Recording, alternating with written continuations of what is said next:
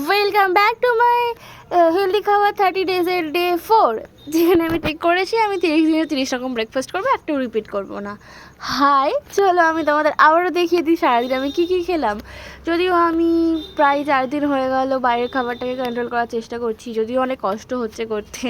যারা বাইরের খাবার খেতে ভালোবাসে তারা আমাকে ফিল করতে পারবে। যাই হোক, হোয়াট এভার। এই তো দেখে নাও সারাদিন আমি কী কী খেলাম। সকালবেলায় অ্যাজ ইউজুয়াল চিয়া সিড জন্য জল খেয়ে নিয়েছিলাম।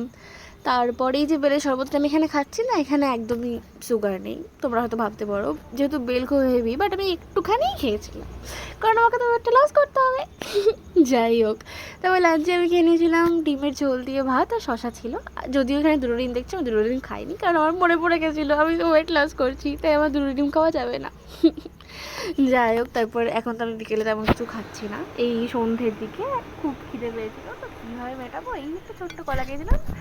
ভাবলাম বড়ো কলা খেয়ে বেশি ক্যালোরি ইনটেক হয়ে যাচ্ছে। যাই হোক, ডিনার খেয়ে নিয়েছিলাম এটা। বাই।